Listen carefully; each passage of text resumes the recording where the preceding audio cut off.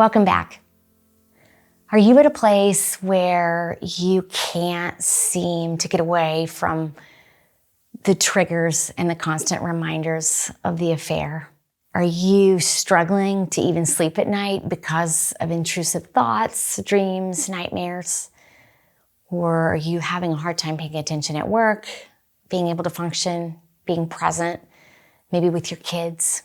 Did you know that in the early, usually 6 to 10 weeks after disclosure and discovery, that it's quite possible many betrayed spouses have over 200 triggers and reminders in one day? Do these ever get better? Do they ever go away? Does it ever seem like all maybe either of you can do, but particularly the betrayed mate, can do anything but come up with questions about the affair and having struggles of how to manage these thoughts? What we want to do today is try to give you a sense of how to navigate and help with these incessant and relentless triggers and reminders. In my own private practice, and really in my whole life, one thing about me is I usually want to go to being extremely pragmatic. I think it's important as we journey through this to just say, hey, is there any way I can help?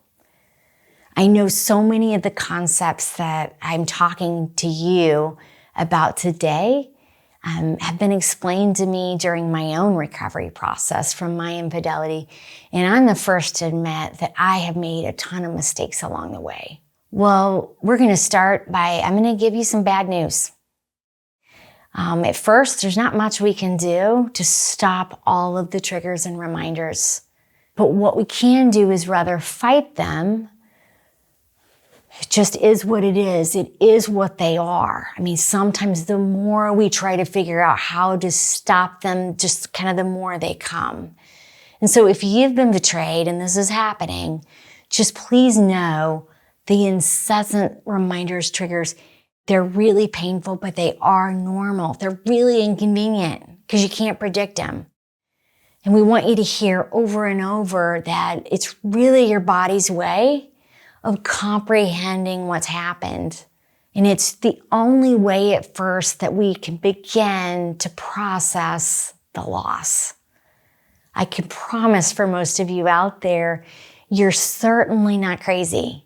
Triggers and reminders, they're just kind of that unwelcome guest. They're an annoying solicitor that kind of comes to the front door and rings the doorbell always at the wrong time, always when you don't want it, especially if you were like me when I had infants. It's like always when the baby goes down to sleep. Part of it is just kind of going, I know they're going to come, and I know eventually in time they can lessen. And if you've been unfaithful and on that side of infidelity, you need to hear this as well. You know, if your mate's really struggling with the reminders and the triggers, you need to know they are normal and they're not crazy and they're going to happen. And yet there's not sometimes a lot you can do, because for a betrayed spouse, the infidelity clouds everything. It's all they see. It's all they hear. It's all they can eat and breathe for a while after the disclosure. And I love what one of the betrayed mates has said one time in one of my small groups. He turned to his unfaithful spouse and he said, look, never be afraid of poking the bear, because the bear is with me all times, all day and all night right now. So I hope that gives you some permission that while you can't change it, you need to know this is their reality. When infidelity is discovered, it will change everything.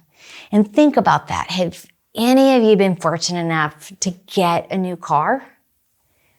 Why is it when you get a new car, then every time in the next few weeks, whether you're driving on the highway or in town, you'll notice the exact same make and model of the car you just bought? I mean, this isn't distressing to us, but again, it just shows us the way unconsciously we're driven to what has just happened in our life. Because triggers are just that. They're largely unconscious. They happen without warning.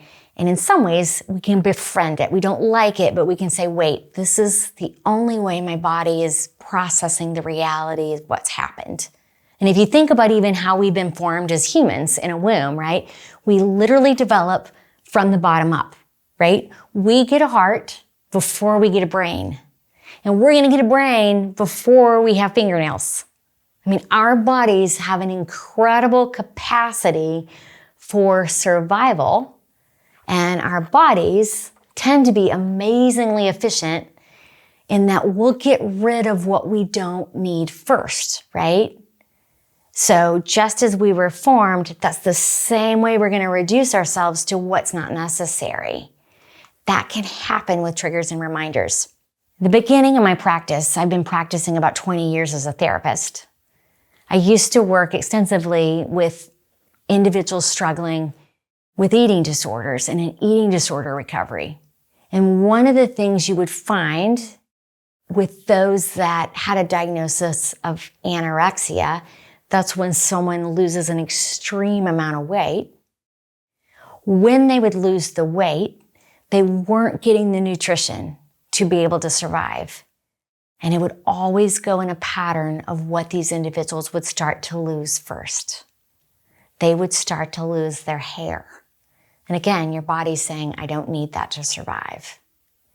Then they would start to lose their menstrual cycles. And again, I don't really need to be able to have reproductive organs to survive. Don't need it. My body's efficient. Then you would start to see really sluggish, slow thinking. Their brains, right, would start to atrophy. But not from the place closest to our heart, but the place that would have higher level thinking. Because again, our body doesn't need it. We don't need to even verbalize or use language to survive. Our body, right, ourselves, we're only trying to do one thing, and that's keep our heart pumping and get oxygen to stay alive. So again, triggers, reminders, they really are a way, if we can reframe it first, they're going to go all the time off the charts. And what they're telling you is, this really happened. This is a distress. This is a reminder of the trauma, the pain of me losing something that mattered to me. And we do not have to like them, but they are a signal to some reality. And like Scott Peck says in the 1970s in his book, The Road Less Traveled, that, the definition of reality is in mental health. It's right, we're going to face what's in front of us at all cost. Triggers, reminders, their incessant frequency show us what's happened.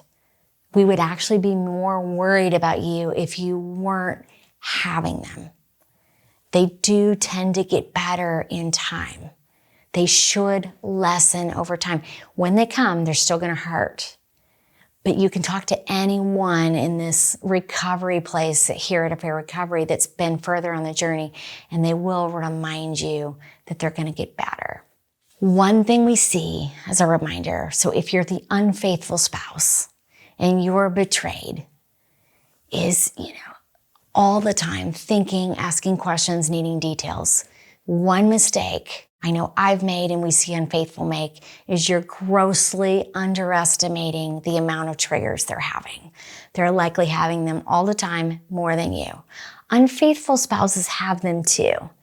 But you need to know, first of all, just the amount, again, like the bear. It's there all day and all night at first. And another mistake unfaithful spouses often make is you don't acknowledge the triggers when they're happening. You just pretend. You don't say anything. And again, this sends the message to your betrayed mate that you don't get it and you don't care. This is a really appropriate time just to look at them and say, I'm sorry. I'm sorry really doesn't cut it anywhere else, but I have found with triggers that can go a long way. And then a final way that sometimes we need to help, but is unfaithful, we mess it up, is we just underestimate how long reminders actually last. And sadly, right, it doesn't always feel the same way, but the betrayed spouse, like, they can't undo what's happened. It can be years down the road and they still can have these moments where they have these memories. And so a lot of times, if you're only 4 or 5 months out, sometimes unfaithful spouses are kind of genuinely surprised that their mate is still struggling with triggers and intrusive thoughts. And we need to really extend our timeline so we can offer grace and compassion. So for those of you out there that may be struggling, right, with the triggers and the reminders, sorry. The unfaithful, we hope you're working really hard to discover the why and the how. But please know that triggers can be a way, while they're inconvenient, to really help to process what's happened.